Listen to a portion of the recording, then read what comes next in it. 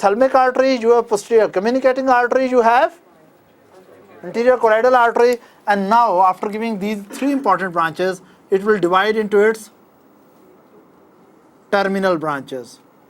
What will move laterally and one will move anteriorly.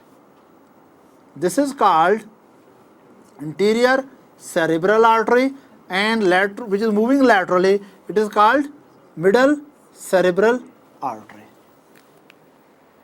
Again, listen carefully.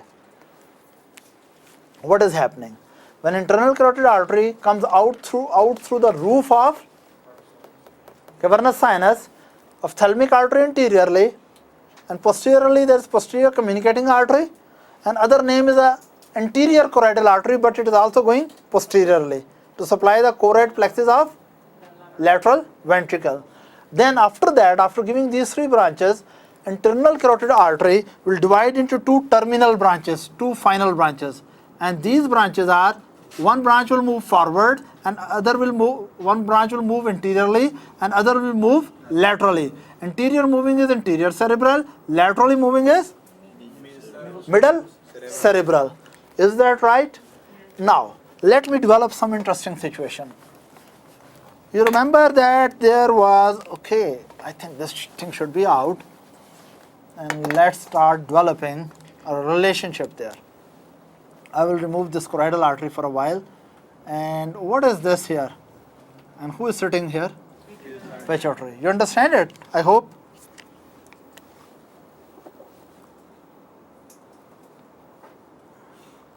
What is this? Cavernous sinus. Am I clear? This is pituitary system. Then there must be cavernous sinus on the other side also or not? There should be, isn't it? And of course there should be an eye also on the other side, but I will not talk about that. Now, another, as this has exited from here, another artery should come out from, yes? What is this? Internal carotid artery from the left side. And there is no fun in telling that this will also have all other branches, but I will make it two terminal branches. What is its branch? Anterior cerebral artery. This is on the right side and that is on the left side.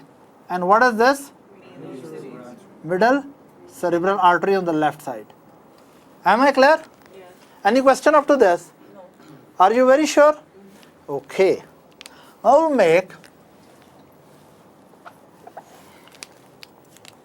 yes, this was,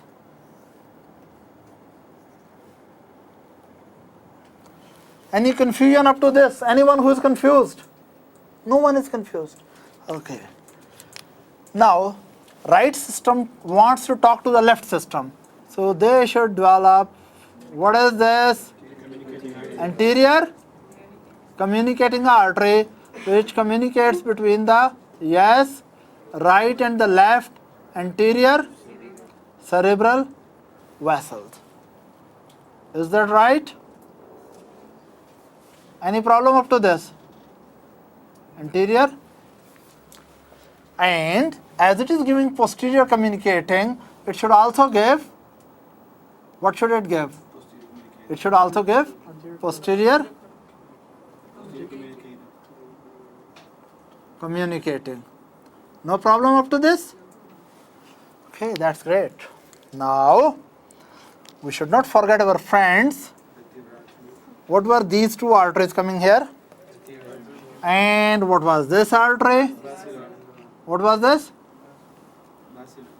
Basilar. Okay, let me make it more romantic type of artery. How it become romantic now? Do you feel now it's romantic or not? These are what? Vertebral arteries, basilar artery, posterior circulation, and here it is anterior circulations, and here it is posterior circulation. And after posterior circulation it reaches here,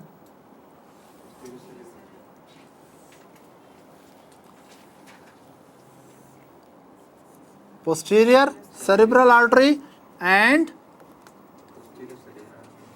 posterior cerebral artery. Now this was your vertebro-basilar system. Just for a revision, rapidly, what is this branch? Okay, what is this branch? Okay, what are these branches? Pica. And what are these branches? What is this long distance called? What are these? What is this? Right. But you know these? Okay, these are going to talk to that, yes.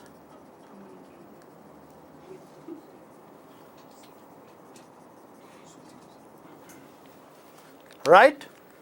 Now you see a beautiful ring is made.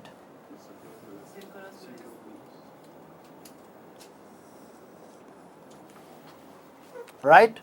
And what is this ring? Now let me tell you exactly. You will look here. This is one side of internal carotid, and what is this other side of internal carotid, right? Here is, what is this? Anterior, cerebral, and here it is middle, cerebral, right? And here was rapidly basilar,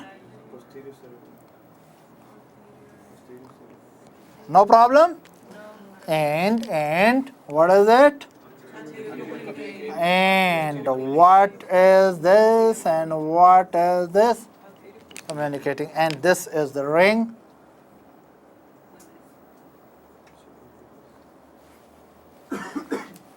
This is called Circle of Willis. It connects the right carotid system with the left carotid system, and also connect the carotid anterior circulation with the posterior circulation, and carotid circulation with the vertebro-basilar system. Any question up to this? Now, there is cerebral hemispheres here. Anterior cerebral arteries should supply them, middle cerebral arteries should supply them, and posterior cerebral artery should supply them. We'll see the detail of that supply. Let me erase it. Now you know exactly where is the circle of Willis.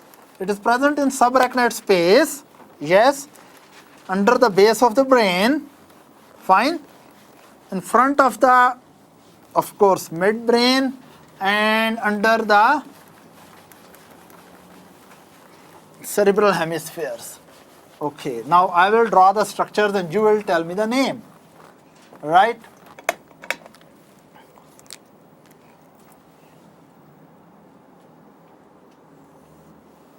What are these? Internal carotid. And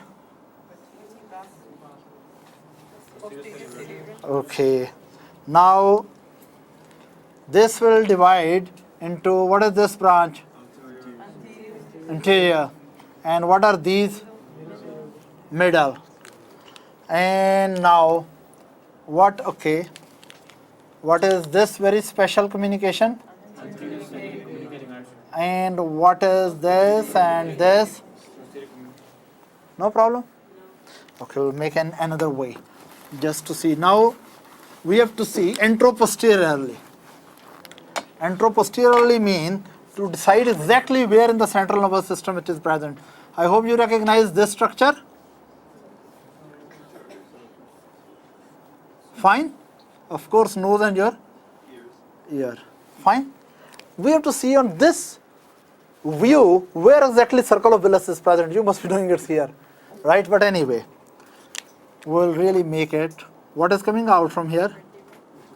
And what is, yeah? Okay, my drawings, I think, becoming funny now. They're becoming asymmetric. Which type of lesion produce this type of drawing? And this is now posterior cerebral. Look here, what was it? Internal carotid. And what were these? Yeah? Anterior cerebral. What are these? Middle.